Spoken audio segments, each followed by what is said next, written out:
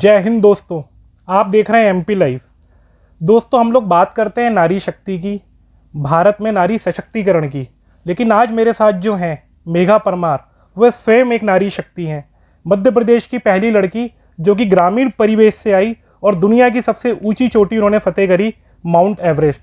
MP government की brand ambassador भी है मेघा। मेघा, आपका बहुत बहुत स्वागत है। मेघा, इतनी कम उम्र, एक गांव से आप निकली, माउंट एवरेस्ट चढ़ने का आपने सोचा, 30-35 लाख का खर्चा, पारिवारिक पृष्ठभूमि एकदम साधारण, ये सब कुछ एक साथ कैसे? लाइफ में कुछ करना था, कुछ मिल नहीं रहा था, करना क्या है। जब हम सब चीज़ों में पार्टिसिपेट करते तब समझ में आता है कि असलियत में हमें करना क्या है। उस दरमियान मैंने स्पोर्ट्स में पार्टिसिपेट करने लगी, तब मुझे लगा कि हाँ, मैं स्पोर्ट्स में अच्छा कर सकती हूँ। फिर माउंटेनियरिंग को चुना, ट्रेनिंग ली। भारत में इसके 5 इंस्टीट्यूट है, वहाँ से ट्रेनिंग ली प्रॉपर, क्योंकि आपके लिए बर्फ़ क्या होगी फ्रिज में रखी हुई। हमें सिखाया जाता है ट्रेनिंग पे दरमियान कि ब्लू आइस कैसी होती है, ब्लैक आइस कैसी होती है, उस पर चलने के तरीके कैसे होते हैं, क्रैम्पॉन कैसे पहने जाते हैं, ये सब ट्रेनिंग सिखाई जाती है। सर्वाइवल करना सिखाया जाता है। ट्रेनिंग तो कर ली, अब बारी आती है स्पॉन्सरशिप की, क्योंकि माउंट एवरेस्ट की नेपाल गवर्नमेंट को रॉयल्टी फ़ीस देनी पड़ती है 7 लाख रुपए। शेरपा की जो फ़ीस होती है वो 4 लाख रुपए होते हैं। जो हमारे एक जूते होते हैं वो भी 1.5 लाख रुपए के होते हैं। इक्विपमेंट बड़ा कॉस्टली होता है। तो पहले तो 25,000 रुपये हाथ में नहीं देखे थे, अब 25 लाख इकट्ठे करने थे। बहुत बड़ा चैलेंज था मेरे लिए, पर एक ही चीज़ थी, लोग हाँ करेंगे या ना करेंगे, इससे ज़्यादा क्या करेंगे। मेरे पास खोने के लिए क्या है, पाने के लिए तो पूरा आसमान है ना। बस मैं लोगों के पास जाती थी, मान लीजिए आप मेरे स्पॉन्सर हैं, मैं आपके पास आई तो मैं आपसे पूछती थी कि आपने सुल्तान मूवी देखी है, तो कुछ लोग बोलते थे हाँ देखिए, तो मैं उनको बोलती थी जैसे सुल्तान मूवी में कैसे वो कुकर वाला फेमस हो जाता है, आप मेरे को स्पॉन्सर करोगे तो आप भी मेरे साथ फेमस हो जाओगे, मैं आपका flight top of the world पे लेके जाऊंगी। कुछ लोगों को समझ में आता था। किसी ने सुल्तान ना देखी हो, फिर कौन सा एग्जाम्पल देती थी? तो मैं बोलती थी ऐसा ऐसा होता है उस मूवी में, वो फेमस हो जाता है लास्ट में, आप सुल्तान मूवी जरूर देखिएगा, तो उनको समझ में आता है। फिर मैं उनको बताती थी कि एक अखबार में आने की बजाय एक बच्चे की आप लाइफ चेंज कर दोगे। सोचिए वो एक अचीवमेंट और कितने सारे बच्चों की लाइफ को चेंज कर देगा। मुझे स्टार्टिंग में 17,000 रुपये इकट्ठे हुए थे। 17,000 सिर्फ? हाँ, पर मेरे लिए वो 17,000 इसलिए कीमती है, ये वो लोग हैं जिनको मैं आज भी शुक्रिया अदा करती हूँ, दिल से दुआ करती हूँ। कौन लोग हैं, एक बार फिर से करो आप उनका शुक्रिया। शुक्रिया, क्योंकि जब पहली बार आप कुछ नहीं होते और वो व्यक्ति जो आप पे विश्वास दिखाए, वो सबसे कीमती और होता है, उसे ज़िंदगी भर याद रखना चाहिए, हर बच्चे को रखना चाहिए। और सभी को, जो पहला बच्चा आता है ना, उसको सपोर्ट करना चाहिए। यदि आपको उसमें कमी दिख रही है कि उसकी स्ट्रेंथ नहीं है या कुछ नहीं है या उसको ट्रेनिंग की ज़रूरत है, वो बोलिए, पर उसको सपोर्ट कीजिए, उसे निराश मत कीजिए। हो सकता है वो बच्चा आपके छोटे से सपोर्ट से बहुत ऊपर पहुंच जाए और आपकी बुरी बातों से नीचे चला जाए। सब कुछ हो सकता है ना। हो सकता है। तो मेघा, एक ग्रामीण परिवेश की जो लड़कियां होती हैं उनके लिए तो शहर आना बड़ी चुनौती है, फर्दर एजुकेशन लेना। गांव का माहौल आज भी बड़ा ऑर्थोडॉक्स है।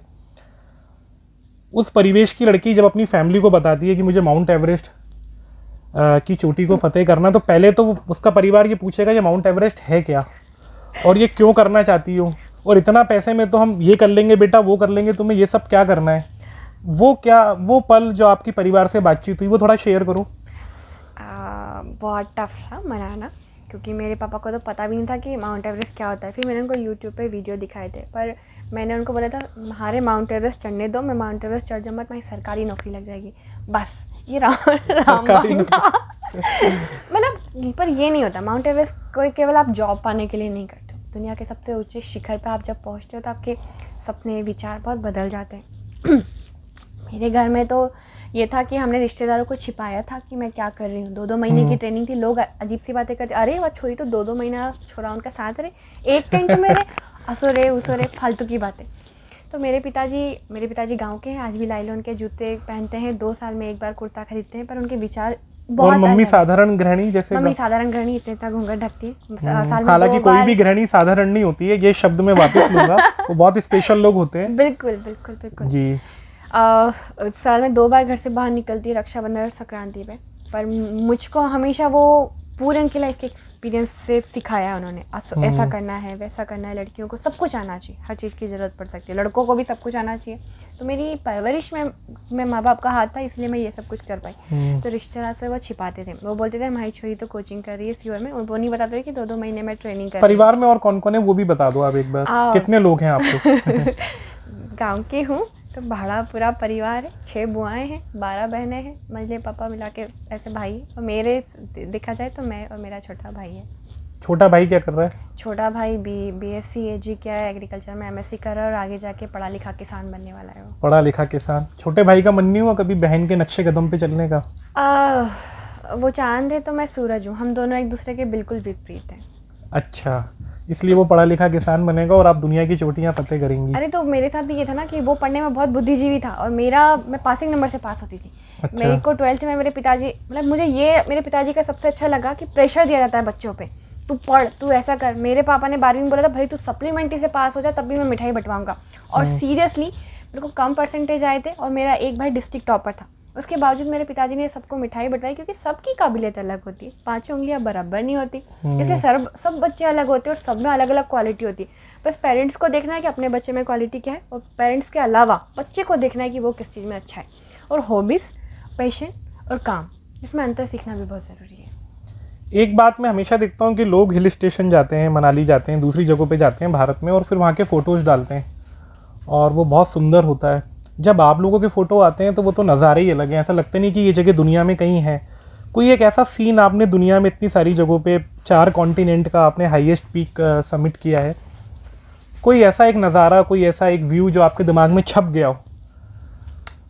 ऐसा सबसे पहला तो टॉप ऑफ द वर्ल्ड के ऊपर जो मैंने माउंट देखा एवरेस्ट। था, वो उस पल को शब्द नहीं मिल सकते। मैं भोर के समय गई थी 4:30 बजे, 5 बजे मैंने करेक्ट सबमिट किया था। जब मैं 5 बजे इंडिया का फ्लैग लेके बैठी थी, पर पहुंची 4:30 बजे थी।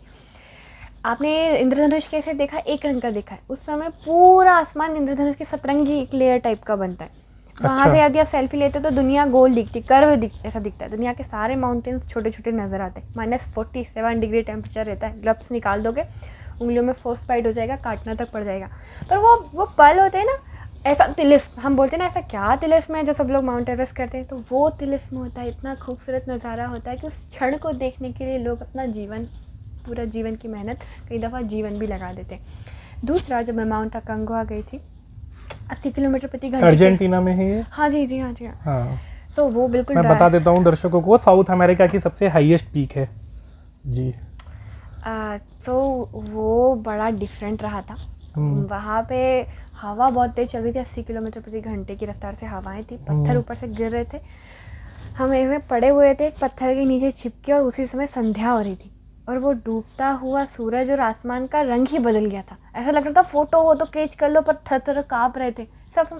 सिर्फ उन पलों को हम आंखों से देखें और आज तक वो बसाया हो। कई बार ऐसे पल और ऐसे क्षण हमारे सबके जीवन में हो जाते हैं, मन करता है उसे कैच कर लो, मतलब कैमरे में क्लिक कर लो, पर होता क्या है, सिर्फ वो देखने के लिए होते। कई बार वो क्षण बस ऐसे ही बीत जाते हैं और उसे अनुभव और महसूस ही करना चाहिए। एक बात मैं आपसे और पूछना चाह रहा था कि जब आप माउंट एवरेस्ट के टॉप पे थे और आपने इंडिया का फ्लैग लिया पीछे, तो अचीवमेंट भारत के लिए ज़्यादा फील होती है या ये लगता है कि मैंने भी कुछ किया है? नहीं, बिल्कुल।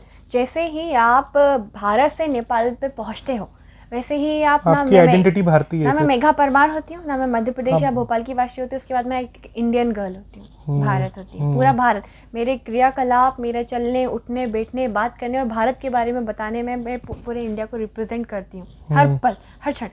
तो जब मैं दुनिया की चोटी पे होती हूँ तो मैं कोई मेघा परमार नहीं होती हूँ। मैं होती हूँ भारत की लड़की जिसके हाथ में तिरंगा रखा होता है, वो 3 रंग का और वो चक्र वाला। So proud of you, so proud of you. आपसे 4 घंटे बाद भोपाल की भावना चढ़ी। मुझे अभी तक ये चीज़ समझ में नहीं आई कि जब उसको पता था कि मेघा आगे है तो वो मुकाम क्यों छोड़ेगी कि मुझे पहली लड़की बनना है, या वो डिफरेंस क्यों रहा, दोनों एक साथ भी जा सकते थे। ये बड़ा कन्फ्यूज़न है अभी सबके मन में। ओके, सो अलग अलग हम कंपनी से गए थे। नेपाल गवर्नमेंट ने ऐसी 12 कंपनियां हैं जिनको अथोराइज कर रखा है कि ये कर सकते हैं। जैसे कई दफ़ा होता है ना हमारे यहाँ पे सेमी गवर्नमेंट टाइप का, वैसा ही केवल 12 कंपनियां हैं जो कि एवरेस्ट समिट करवाती है और परमिट दिलवाती है। हम दोनों अलग अलग कंपनी सब कंपनीज के रेट भी अलग अलग हैं। देखिए, फैसिलिटीज़ और क्वालिटी के ऊपर डिपेंड करता है बहुत ज़्यादा, और शेरपा की क्वालिटी के ऊपर डिपेंड करता है। जितना आप चीपर लोगे उतनी लाइफ रिस्क बढ़ जाएगी। शेरपा का काम आपको गाइड करना है। शेरपा आपसे कुछ मीटर आगे चलता है, वो केवल रास्ता बताता है कि ये रूट है ना। वो ये बहुत बड़ी गलतफहमी है लोगों को कि अरे शेरपा उठा के लेके जाता है, वजन लेके जाता है। नहीं, माउंटेन के ऊपर 1 किलो वजन भी इतना भारी लगता है कि वो 25 किलो है, क्योंकि बॉडी पहले मसल्स खाती है, फेट खाती है। बॉडी डिहाइड्रेट की वजह से इतनी वीक हो जाती है कि कई दफ़ा ग्लव्स गिरते ना इतनी हिम्मत भी नहीं होती कि उसको उठा ले। मैं बताती हूँ आपको, जब कैंप 4 में थी मेरे में बिल्कुल ताकत नहीं थी। हमारे यहाँ के बुजुर्ग बोलते ना, बेटा हमारे में करार नहीं है, हमारे से ये काम नहीं हो रही हो, आके तुम कर दो। उस समय मेरे को ये फील हो रहा था, जब मेरे घुटने हिल रहे थे, मैं नीचे आ रही थी, नीचे डाउन आते तो बहुत घुटने दर्द करते। तब मुझे समझ में आया कि हमारे बुजुर्ग बोलते ना घुटने दर्द कर रहे हैं। वो दर्द मुझे तब हुआ जब मेरे ऊपर बीता, तब समझ में आया। तो भावना जी और मेरा ये था कि मैं सुबह 5 बजे पहुंची थी, मैं वापस आ रही थी, तो उन्होंने मुझे कॉन्ग्रेचुलेशन बोला, मैंने उनको ऑल द बेस्ट बोला, और मेरे ही कुछ घंटे बाद 9:48 पे उन्होंने सबमिट किया। और आपका टाइम क्या था? मेरा सुबह 5 बजे। सुबह 5 बजे का एग्जैक्ट। 4 घंटे का अंतर है हम दोनों में, पर दोनों का ही अचीवमेंट प्रदेश के लिए गौरवान्वित करने वाला है। क्योंकि सोचिए ना, प्रदेश की 2 बेटियां एक ही दिन, एक ही साथ दुनिया की सबसे बहुत ऊंची बड़ी चोटी बात पे है, थी। और बहुत बड़ी बात है। एक चीज़ मैं आपसे और जानना चाह रहा था कि जब आप बेस कैंप को छोड़ते हैं, हाँ, पहले तो कुछ दिन प्रैक्टिस चलती है, आप ऊपर जाते हैं, वापस आते हैं, जब फाइनली आप निकलते हैं तो फिर वो कितना समय लगता है टॉप तक पहुंचने में, यदि सब कुछ ठीक ठाक रहा तो? क्योंकि वेदर खराब है तो वो तो हमारे हाथ में ही नहीं है। सब कुछ ठीक ठाक रहा था। 7 दिन लगते हैं आपको, 7 दिन आपको लगातार पहाड़ों पे रहना और वहीं सोना है। 7 दिन 5 दिन लगभग, दोनों में से एक समय। वो इस दौरान क्या पूरा लिक्विड डाइट पे होता है व्यक्ति? क्या होता है, कैंप 1 मतलब कैंप 1 पहुंचते हैं, उसके बाद ना हमारी बॉडी जो हार्ड फूड होता है, जैसे बाकी की कैंप 1 क्या ऑल्टीट्यूड होता है? कैंप 1 की हाइट 6100, कैंप 2 6500 600, फिर कैंप 3 ज़्यादा 7000 मीटर टच कर देता है वो, 6900 से ऊपर। फिर उसके बाद आप कैंप 4 जाओगे तो वो डेथ जोन होता है। कैंप 3 के ऊपर डेथ जोन, मतलब आपको कैंप 3 में यदि वॉशरूम भी जाना है तो वो बिल्कुल ऐसा है, स्लाइड 70 डिग्री का ग्रेडियंट, तो कैराबिना अटैच करके जाते हैं, वरना सीधा नीचे गिरोगे, क्रवास में गिरोगे और आपकी डेड बॉडी भी नहीं मिलेगी। कैंप 3 के बाद डेथ जोन में डेड बॉडी ऐसी हर बार ग्लेशियर मूवमेंट करता है, नई डेड बॉडी इसे निकल के आती है। जैसे मैं और आप कैसे दिख रहे हैं अभी, सेम वैसे ही वो दिखते हैं। और कई बार उनके बगल से क्रॉस करना पड़ता है, कई बार उनके ऊपर से क्रॉस करना पड़ता है। कैंप 4 मतलब डेड बॉडीज़ का हब, सबसे ज़्यादा डेड कैंप 4 और कुंभ ग्लेशियर के दरमियान होती है। तो उन डेड बॉडी को स्लीपिंग बैग में बंद करके रख देते हैं। और डेड इसलिए होती है कि ऑक्सीजन खत्म होना इसका सबसे बड़ा कारण बचता है। और बॉडी, कई लोग इतने थक जाते हैं कि अपने आप को ही छोड़ देते वो खुद ही, तो उनकी डेड बॉडी को ऐसे स्लीपिंग बैग में बंद करते हैं। वैसे खप्पियाँ गेहूँ की कैसे रखते हैं, सेम वैसे ही होती है। बगल में टेंट लगे हुए होते हैं, आप ऐसे चारों तरफ निगाह घुमाओगे तो आपको कई सारी डेड बॉडी ऐसी दिख भी जाएंगी। वो जब डेड बॉडी आपको दिखी पहली बार, जब आप कैंप 4 कैंप 3 आपने क्रॉस किया, उस डेड बॉडी ने आपका हौसला तो तोड़ा ही होगा।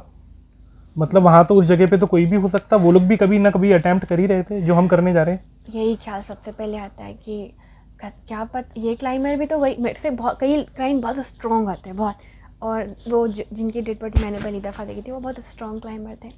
तो ये आता है कि ये भी तो वही सपना लेकर आए थे, इनकी जगह कहीं क्या पता मैं तो हो सकता है। भले ही दुनिया का कोई सा व्यक्ति हो, वो झूठ बोलेगा तो इसको डर नहीं लगता है। सबको डर लगता है जब वो उस पल में उस व्यक्ति को देखते हैं। हाँ, मैं तो 17,000 फीट पे भी डर ही हुआ था नीचे देख के कि गाड़ी ना गिर जाए डर सबको लगता है ऑब्वियसली। और जिंदा रहने के लिए जरूरी है, क्योंकि हम बियर ग्रिल्स को सुनते हैं डिस्कवरी पे, वो बोलता है आपको जिंदा रहना तो डरना होगा, नहीं तो फिर आप कुछ ना कुछ ऐसा कर जाओगे। एक और बड़ा इंपॉर्टेंट सवाल ये है कि मुझे मध्य प्रदेश में मैं बच्चों को देखता हूँ और वो आप लोगों को अपना आइकन मानते हैं, उनको नहीं पता है, उसका सपना भी है, उसको नहीं पता है कि यदि मुझे माउंट एवरेस्ट चढ़ना है तो मुझे क्या करना होगा, मेरी पहली स्टेप क्या है, सेकंड क्या है, कौन सा फंड है, पेरेंट्स को कैसे कन्विंस करना है। ये पूरा आप एक बार शॉर्ट में बताओ ना, कि हर व्यक्ति आपसे सीखे कि ये होल प्रोसेस क्या है step by step. Okay, so mountaineering या पर्वतारोहण आप करना चाहते हैं और माउंट एवरेस्ट सबमिट करना चाहते हैं तो हाँ, इट्स ओके। भारत में इसके 5 इंस्टीट्यूट है जहाँ से आपको ट्रेनिंग करनी होगी। भारत सरकार इसमें सब्सिडी देती है। बेसिक माउंटेनियरिंग कोर्स होता है जो कि कभी किसी इंस्टीट्यूट में 28 दिन का होता है, किसी में 27 दिन का होता है, किसी में 21 दिन का होता है। तो 5 इंस्टीट्यूट में कहीं भी आप पहले बेसिक माउंटेनियरिंग कोर्स कीजिएगा, फिर एडवांस माउंटेनियरिंग कोर्स कीजिएगा। जैसे मैंने आपको पहले बताया था, वहाँ टेक्निक सिखाई जाती है, क्रैम्पॉन कैसे पहनना है, आइसेस कैसे यूज़ करना है, नोट्स कैसे बांधनी है, पहाड़ पर चलना कैसे है, सर्वाइव कैसे करना है, इक्विपमेंट कैसे पहनना है, बैग कैसे पैक करना है, इतनी एल्टीट्यूड पे आपको रहना कैसे है, टोटल चीज़ आपको ट्रेनिंग के दरमियान सिखाई जाती है। मतलब सर्वाइव करना सिखाते हैं, रगड़ा देते हैं भयंकर वाला कोई एज लिमिट भी है क्या कि? जी हाँ, वहाँ पे 40 अबव कोई भी जाके कोर्स नहीं कर सकते। अच्छा। तो ये हर एक इंस्टीट्यूट का क्राइटेरिया है 40 अबव, मतलब 40 के बाद कोई नहीं कर सकता। और छोटे में क्या? अलग अलग इंस्टीट्यूट का अलग अलग है, पर 16 साल अधिकतर का एज लिमिट है, 16 से 40। अच्छा। फिर उसके बाद आपको यदि माउंट एवरेस्ट सबमिट करना है तो 6000 मीटर के आपको 2 माउंटेन क्लाइम करना कंपलसरी है, या फिर 7000 मीटर का 1 माउंटेन क्लाइम करना कंपलसरी है। अब बात आती है सबसे बड़ी चीज़, फाइनेंस। स्पॉन्सरशिप की, और उससे सबसे ज़्यादा ज़रूरी आपकी फ़िज़िकल फिटनेस की। आपका फ़िज़िकल फिटनेस ऐसा होना चाहिए कि आप 10 किलोमीटर 1 घंटे के अंदर दौड़ सकें, मतलब आपका टाइम 1 घंटे के अंदर ही आना चाहिए, तभी आप उसके लिए लायक हो। डेली सूर्य नमस्कार करें, ब्रीथिंग योगा करें, जितना ज़्यादा ब्रीथिंग योगा करेंगे आपकी लंग्स कैपेसिटी उतनी अच्छी होगी, आपका ब्रीदिंग कंट्रोल उतना अच्छा होगा। स्विमिंग करें, योगा अभ्यास करें, बहुत अलग अलग तरीके हैं। डाइट को लेके कुछ स्पेशल? दबा के खाओ। अच्छा, दबा के खाओ, यही स्पेशल हमारे है? भारतीय खाने में सब कुछ होता है। ज़्यादा से ज़्यादा कोशिश कीजिए कि प्रोटीन मिले आपको, अच्छे वाले प्रोटीन, न्यूट्रिशन, वसा लीजिए, घी लीजिए, सब कुछ लीजिए, अच्छा खाइए, पर याद रखिए जितना आप इनपुट ले रहे हो उतना आपको आउटपुट देना ज़रूरी है, वरना गोलगप्पा हो जाएंगे आप। ये मजाक की बात है, नहीं, ऐसा नहीं मैं भी होता है। 5 किलोमीटर दौड़ूंगा, मुझे मेघा ने बोला है, क्योंकि मुझे बेस कैंप जाना है माउंट नहीं, एवरेस्ट का। स्वस्थ रहना बहुत ज़रूरी होता है। स्वस्थ रहने का अर्थ ये नहीं होता कि आपके 6 पैक हो, स्वस्थ रहने का अर्थ ये नहीं होता कि आप स्लिम टू या आपका 0 फिगर हो। स्वस्थ रहने का अर्थ यह है कि आप आपके दैनिक नित्य कर्म जो भी है वो भी बिना आलस के साथ सहजता से कर सकें। यदि आपको बेस कैंप में कुछ जाना है तो 5 किलोमीटर वॉक करना कंपलसरी है। अब साइकिलिंग करना ज़रूरी है आपको, ये क्राइटेरिया है फिटनेस के लिए। वेट ट्रेनिंग करना, क्योंकि कहीं कहीं घंटों तक आपको बैग लेके चलना है, तो वो ट्रेनिंग आपको यहाँ करनी पड़ेगी। अब आती है 25 लाख से ज़्यादा की बात। हर साल इसका अमाउंट बढ़ता है। पैसे इसलिए क्यों लगते हैं, हम पहला प्रश्न यही था, इतना पैसा क्यों? तो 7 लाख से ज़्यादा नेपाल गवर्नमेंट की रॉयल्टी फ़ीस है माउंट एवरेस्ट के लिए। फिर शेरपा की जो फ़ीस है वो भी 4 से 5 लाख रुपए होती है। इक्विपमेंट होते हैं वो भी 3 से 4 लाख रुपए के होते हैं। फिर डाइट, खाना, वहाँ तक पहुँच, बेस कैंप तक जाने की चीज़ें, वो सब चीज़ें मिला के इतना अमाउंट हो ही जाता है। और एल्टीट्यूड पर जितना जाता है चीज़ें उतनी ज़्यादा मुश्किल हो जाती है। ब्यूटेन गैस का हम यूज़ करते हैं तो प्राइस बहुत ज़्यादा बढ़ जाते हैं। अब बात आती है सबसे इम्पोर्टेंट चीज़, माउंटेन पे 70% आपकी मेंटल स्ट्रेंथ काम आती है, 30% केवल आपकी फिजिकल फिटनेस काम आती है। तो फिर आपको यहाँ से प्रिपेयर होके जाना है कि जब तक चढ़ूँगा नहीं तब तक छोड़ूंगा नहीं। पक्का आप किसी भी माउंट एवरेस्ट, किसी भी पहाड़ या ज़िंदगी के भी किसी भी चैलेंज को पार कर सकते हो। एक चीज़ बड़ी इंपॉर्टेंट है यहाँ पे कि मुझे ऐसा लगता है कि जो पर्वतारोही होते हैं उन्हें ज़िंदगी की कीमत सबसे ज़्यादा होती है, क्योंकि वो मौत को बहुत करीब से देखते हैं हर बार। और मैं जब देखता हूँ 11-12 का बच्चा मार्क्स कम आए या कोई किसी रिलेशनशिप में छोटी छोटी बातों पे आके सुसाइड कर लिया, सुशांत सिंह राजपूत, मैं खुद उसका प्रशंसक था, और इतना सब कुछ नेम फेम होने के बाद। तो आप इस पे भी कुछ ऐसा बोलिए कि मतलब ज़िंदगी कितनी कीमती है, कितनी खूबसूरत है, और अपना मेंटल, कभी भी कोई बच्चा डिप्रेशन में हो या कोई उसको दिक्कत हो, वो कैसे अपने आप को वापस कम बैक करे रूटीन लाइफ में। मैं इसीलिए चाहती हूँ कि हर बच्चा एडवेंचर से जुड़े, एडवेंचर स्पोर्ट्स से जुड़े, कंफर्ट जोन से बाहर निकलेगा, उसे पता चलेगा अरे मैं पहाड़ पे इतना रगड़ा दे के इतनी मुश्किल से आ सकता हूँ, तो इस लाइफ के छोटे चैलेंज है वो तो मैं इजीली पार कर सकता हूँ। वरना यहाँ क्या होता है, बच्चे छोटी छोटी चीज़ों पे लगता है यही मेरे लिए सबसे बड़ी प्रॉब्लम है। नहीं, बच्चों को मैं चाहती हूँ कि एडवेंचर स्पोर्ट्स में डालिए, उन्हें कंफर्ट जोन से बाहर निकालिए, उन्हें सर्वाइव करना सिखाइए, ताकि आने वाले समय में वो उनकी ज़िंदगी को अच्छी से खुशहाल जी सके, उन्हें समझ में आए। हम लोगों को जब ये वाली भी सांस नहीं आती है ना, तब पता चलता है कि एक एक सांस कितनी कीमती है। भगवान आपको उम्र ऐसे उम्र में नहीं देता है, भगवान आपको सांसों में आपकी उम्र देता है। तो आपकी एक एक सांस को आपको सही मकसद के लिए लगाना है, ज़िंदगी को खुल के जीना है, अच्छे से जीना है, प्यार बांटना है, क्योंकि इस दुनिया में केवल प्यार की सबसे ज़्यादा कमी है। कभी कभी आपको भी महसूस होगी। तो प्रकृति को प्यार बांटिएगा, सबको प्यार बांटिएगा। फ्यूचर प्लान क्या, फाइनल ड्रीम क्या? अब इसके बाद वैसे सारे ड्रीम छोटे ही होंगे, लेकिन अभी भी कुछ, हर व्यक्ति सपना तो दिखता ही है कुछ ना कुछ, बाकी सीक्रेट होना चाहिए, बताने नहीं चाहिए। पूरा करने के बाद नहीं, बताओगे? पर मेरा हमेशा ये होता है कि पहले नहीं बताना चाहिए जब तक आप उसको अचीव नहीं कर लो। पर मेरे सपने हैं, मैं चाहती हूँ कि मेरे बाद और लाइनें खड़ी हों। आप बड़े कब बनते हैं, दूसरे की लाइन छोटी करके नहीं, आप हमेशा अपने बाद एक और लाइन खड़ी करते हो तो आप बड़े बनते हो। तो बड़ा बनना है पर दूसरी लाइन खड़ी करना है। तो आप चाहती हैं कि और मेगा आए? मुझसे बेहतर, क्योंकि मैं तो कुछ नहीं हूँ। हमारे देश में और पूरे इसमें ऐसे ऐसे बच्चे जिनके ऐसी ऐसी क्वालिटी है कि वो कहाँ से कहाँ पहुँच जाएंगे। केवल उनको चांस दीजिए, अवसर दीजिए, उन पर विश्वास कीजिए, उन पर भरोसा कीजिए, हमेशा उनकी प्रशंसा कीजिए, उनको प्रोत्साहित कीजिए। कुछ भी कर सकते हैं वो, शायद इस दुनिया को बदल सकते हैं। प्रोफेशनली क्या करना है आगे? पैसा भी ज़रूरी है। जी हाँ, मुझे वापस गाँव लौटना है, इस समाज को कुछ देना है, बहुत सारे बच्चों को एडवेंचर स्पोर्ट्स से जोड़ना है, और यही मेरा करियर रहेगा आगे, और यही मेरा आगे प्रोफेशनल भी रहेगा। मध्य प्रदेश, मुझे भावना के ब्रदर मिले थे अभी हनुवंतिया पे, जय नाम है उनका, जी और उनका ये कहना था कि भैया मध्य प्रदेश बहुत पिछड़ा है जी हाँ बिल्कुल। एडवेंचर के मामले में, यहाँ कुछ नहीं होता है, जबकि हमारे पास बहुत अच्छी नदियाँ हैं, यहाँ राफ्टिंग नहीं होती है, पैराग्लाइडिंग नहीं है, स्काई डाइविंग नहीं है। हालांकि हमारे पास उतना ऊंची हाइट का कोई पीक है नहीं, धूपगढ़ ही है, माउंट एवरेस्ट के आगे तो धूपगढ़ का नाम भी नहीं लेना चाहिए। लेकिन कह रहा था कुछ होता नहीं है यहाँ, तो क्यों नहीं होता है? मतलब सरकार इसमें आगे नहीं आ रही है, या आप जैसे लोग कुछ बड़े ड्रीम लेके इंटरनेशनली चीज़ों को एक्सप्लोर कर रहे होते हो, और हमारा स्टेट बहुत ही कोरा है इस मामले में।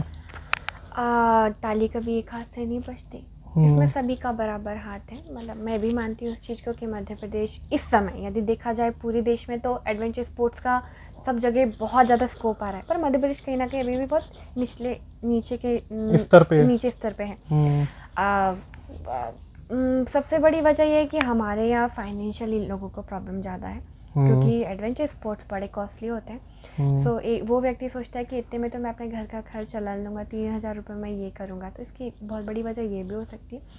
दूसरी हमारे यहाँ क्या होता है, सरकार का भी रवैया यदि देखा जाए तो बदलना बहुत ज़रूरी है इस समय, क्योंकि हमें समय के साथ चलना ज़रूरी होगा। युवा बदल रहे हैं, युवा की पसंद बदल रही है, तो उसके हिसाब से भी काम करना पड़ेगा, उसकी ऊर्जा को सही दिशा में लगाना पड़ेगा। बच्चे इतने आलसी हो गए कि पूछिए मत, फ़ोन में लगे रहते हैं, तो बच्चों को पहले दौड़ने जाना पड़ेगा, ग्राउंड जाना पड़ेगा, उन्हें ये एडवेंचर वाली चीज़ें देखनी पड़ेंगी। जब देखोगे, महसूस करोगे प्रकृति को, करीब फ़ोन की प्रकृति कुछ काम की आती है, पेड़ आपको पता चलता है पेड़ में से खुशबू आती है, फूल में से खुशबू आती है, नहीं ना, आपको पेड़ों के पास जाना पड़ेगा, चिड़िया की चहचहाहट सुननी पड़ेगी, पसीना टपकेगा जब आप पहाड़ पे चढ़ोगे, डिफ़िकल्टीज आएगी, तब आपको पता चलेगा कि ये जीवन की छोटी छोटी डिफ़िकल्टी तो ऐसी है। मैं इतनी हाइट का पहाड़ चढ़ गया, मैं नदी को ऐसे क्रॉस करके गया, पानी इतना ठंडा था, मैंने मछली देखी। ये सब चीज़ें एडवेंचर है, लाइफ भी एडवेंचर है, पर हमें अपनी लाइफ के जो में एडवेंचर को उतारना पड़ेगा। और सभी को आप एक कितना अच्छा प्लेटफॉर्म दे रहे हैं, मैं साधना टीवी को धन्यवाद देना चाहूँगी। Thank you. ये एमपी लाइफ पर भी है ये इंटरव्यू। मैं साधना टीवी को धन्यवाद देना चाहूँगी, ऐसे हट के डिफरेंट टॉपिक पे कोई बात नहीं करता है। आप एमपी लाइफ को भी धन्यवाद दीजिए, डिजिटल प्लेटफॉर्म को भी मैं धन्यवाद देना चाहती हूँ, क्योंकि एडवेंचर को आप प्रमोट कर रहे हैं, इससे मध्य प्रदेश व्यक्ति, युवा, बच्चे सभी के लिए फ़ायदा होगा। और ऐसी चीज़ें जब जाती हैं तो बच्चे इंस्पायर होते हैं, और हर खबर इसलिए होनी चाहिए कि उससे लोग इंस्पायर हों, उनके जीवन में कुछ बदलाव आओ। एक सवाल और रह गया, धन्यवाद आपका पहले आ गया। एक लास्ट सवाल ये रह गया कि जब विराट कोहली से पूछा था कि आप में और सचिन में कौन बेहतर है, तो विराट का ये जवाब था कि यदि सचिन नहीं होते तो विराट नहीं होता, क्योंकि हम उनको देख के क्रिकेट खेले हैं। आपके सचिन कौन थे यदि आप विराट है तो? मेरे सचिन यदि देखा जाए तो मैं मैरी कॉम को बहुत पसंद करती हूँ। उस समय मेरे सपने ये नहीं थे। जी हाँ, बछेंद्री पाल मैम को बहुत पसंद करती हूँ। सुषमा स्वराज जी को बहुत पसंद करती हूँ। बछेंद्री पाल का कितनी बार हो गया माउंट एवरेस्ट? उन्होंने एक ही बार किया। एक ही बार किया? मेरा भी यही है, एक ही बार किया। पर आपके करने के बाद और लोग करना चाहिए, ऐसा नहीं है कि आप ही कंटिन्यू करो। वही चीज़ लाइनें और खड़ी होनी चाहिए। बस ये लास्ट के 2 सवाल और मैं आपसे ले रहा हूँ। मुझे ये इंटरव्यू छोटा करना था, लेकिन अभी कुछ चीज़ें रह गई हैं। जब तक माउंट एवरेस्ट पे पहली बार क्लाइंब नहीं हुआ था, हाँ जी, वो जमाना जब एडमंड हिलेरी और तेंजिंग नोरगे जा रहे होंगे, और उनके पहले कभी किसी ने नहीं जीता था, वो पहला व्यक्ति जब चढ़ता होगा पहाड़ पे, और वो पहाड़ कभी मतलब उसके पहले उस पहाड़ के पीक पे कोई नहीं पहुंचा, उनका माइंडसेट क्या होता होगा?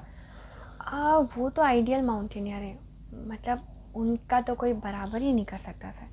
जिस पहाड़ का रूट ही नहीं पता आपको कि जाना कहाँ है, पर टॉप पे पहुंचना है, और ये भी नहीं पता कि पहुंच भी सकते हैं कि नहीं, या जिंदा वापस आएंगे या नहीं। हाँ, वो तो पहले के लोग तो वापस तो आए नहीं होंगे। सलूट करती हूँ मैं हमेशा तेंजिंग नोरगे सर को, और उस जमाने के एडवेंचर गियर इतने भारी, मतलब आप जूते देखेंगे बहुत भारी, आपके जूते तो हम फिर भी लाइट वेट हो गए 2 किलो के, सोचिए उस समय कितने 5-5 किलो के वेट होंगे।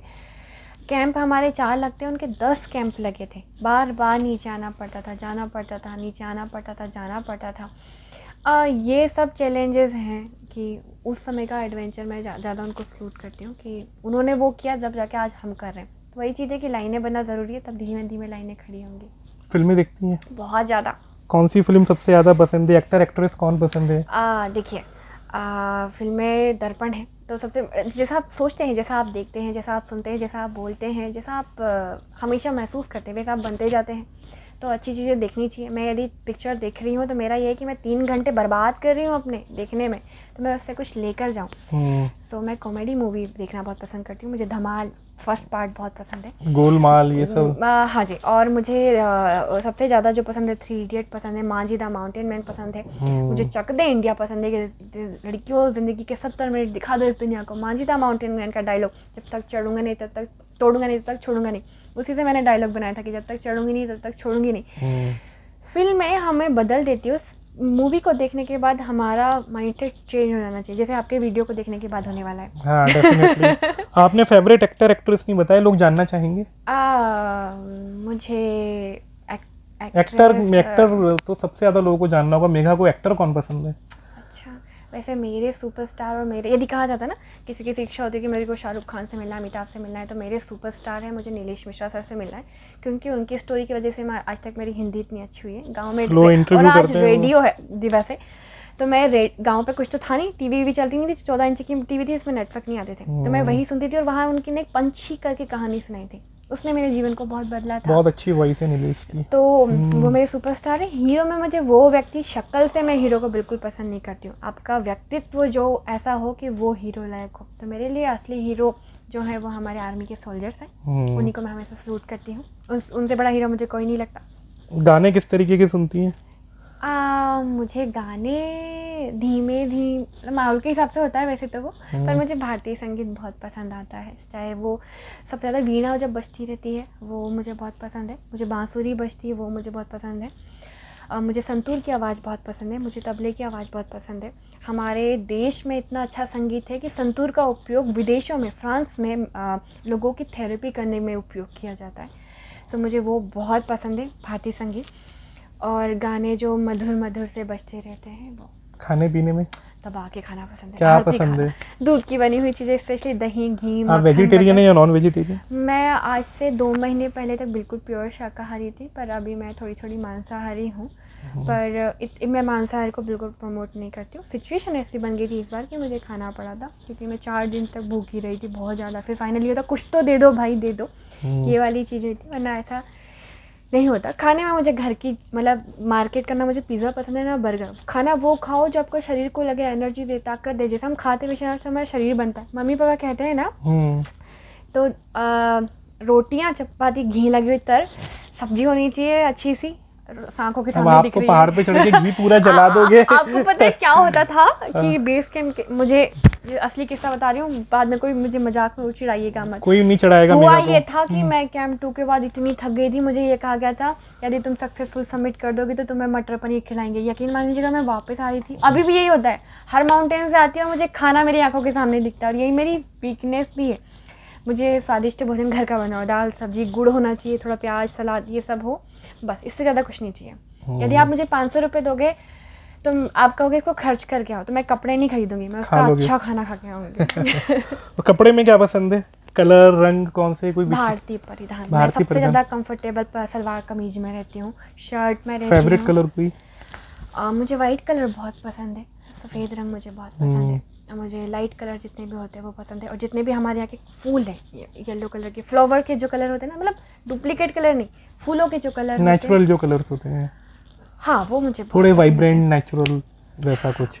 और इंसानों का जो स्किन का कलर है, भारतीय स्किन का कलर, वो मुझे सबसे ज़्यादा पसंद है। चलिए, तो मेघा पूरी भारतीय हैं, वैसे भी ग्रामीण परिवेश से हैं, मिट्टी से जुड़ी हैं। मतलब मुझे ये लगता है सर कि हमारी परंपरा संस्कृति भारतीय की इतनी अच्छी है कि हमें रीतियों को और परंपराओं को खूब आगे बढ़ाना चाहिए, और जो छोटी मोटी कुरीतियाँ उनको ख़त्म करना चाहिए। बाकी भारत तो सोने की चिड़िया है। मैं बहुत सारे लोगों को देखता हूँ, कुछ लोग आपसे भी जुड़े हैं, आप मेरे स्टूडियो भी आए थे 2 दिन पहले, जो माउंट एवरेस्ट पे जाना चाहते हैं या एडवेंचर स्पोर्ट्स में पार्टिसिपेट करना चाहते हैं, but they don't have a fund, उनके पास पैसे नहीं है, और आप उनको सपोर्ट कर रही हैं। तो एक आखिरी अपील जाते जाते स्पॉन्सर से, एडमिनिस्ट्रेशन से, सरकार से, कि क्यों उनको इस मामले में आगे बढ़ चढ़कर, मतलब वो ना पहुँचे, उल्टा वो पहुँचे उन लोगों तक जो कुछ करना चाहते हैं, ऐसा कुछ क्यों नहीं हो पाता? एक अपील आपकी हो जाए सबके लिए। बिल्कुल, मतलब मैं खिलाड़ी तब तक खिलाड़ी नहीं बनता जब तक वो ग्राउंड में दौड़ता है। आपने भी देखा है, बड़े बड़े खिलाड़ी बन के चले जाते हैं, पूरी ज़िंदगी निकल जाती। खिलाड़ी उस दिन बनता है जब उसे अवसर देते हैं, प्लेटफॉर्म देते हैं, उसके हुनर को दुनिया को पहचान देते हैं। उसकी ज़रूरत को पूरा कर देगा। यदि वो नंगे पैर दौड़ेगा तो कैसे वो दौड़ पाएगा, जूते चाहिए होते हैं। कोई पर्वतारोही है, वो देश का नाम, मान सम्मान सब कुछ बढ़ा रहा है, वो भी सांस नहीं आती अपनी जान जोखिम में डाल के, क्योंकि दूसरे गेमों में आप हारते हो या जीतते हो। एडवेंचर स्पोर्ट्स ऐसा है जिसमें आने वाले समय में बहुत स्कोप है। सभी को बढ़ चढ़ के हिस्सा देना चाहिए, उन्हें प्रोत्साहित करना चाहिए, क्योंकि फाइनेंशियल चीज़ें बहुत मैटर करती हैं। क्योंकि अधिकतर बच्चे इस चीज़ से आके टूट जाते हैं, पीछे हट जाते हैं। हम लोग वीडियो देखते हैं, खूब मोटिवेट होते हैं कि अरे मैं अब दान करूँगा, मैं मेहनत करूँगा। तो मेरा कहना है, जो हम मंदिरों या दूसरी जगह पे ऐसे धार्मिक स्थानों पे दान करते हैं, जब हमें दया आती है, तो हम उन बच्चों पे दया नहीं कर सकते जिनका हुनर आपको दिख रहा है। सोचिए, उनके उससे तो कितने बच्चे इंस्पायर होंगे। भारत का मान सम्मान विश्व सब जगह गौरवान्वित होगा। सो आप सब वो लोग हैं जो एक बच्चे को नीचे भी गिरा सकते हैं और ऊपर भी पहुंचा सकते हैं। सपोर्ट कीजिएगा, बढ़ाइएगा, आपके पास जो चीज़ें उसे सही व्यक्ति तक पहुंचाइए। मेघा, आपने हमसे बात करी, हमने पहले बात करी थी कि 10-15 मिनट का इंटरव्यू होगा, बहुत लंबा चला। हमेशा आपके साथ होता है, परसों भी हम आपके साथ शूट कर रहे थे और मुझे आशा है कि इस वीडियो से आप सभी लोगों को बहुत कुछ सीखने को मिलेगा। मेघा से कांटेक्ट करने का लिंक हम इस वीडियो में डाल देंगे।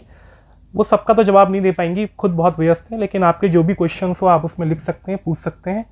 हम मेघा से उसका रिप्लाई जरूर लेंगे उनकी कंफर्टेबिलिटी के हिसाब से। आप देख रहे हैं MP लाइव। धन्यवाद।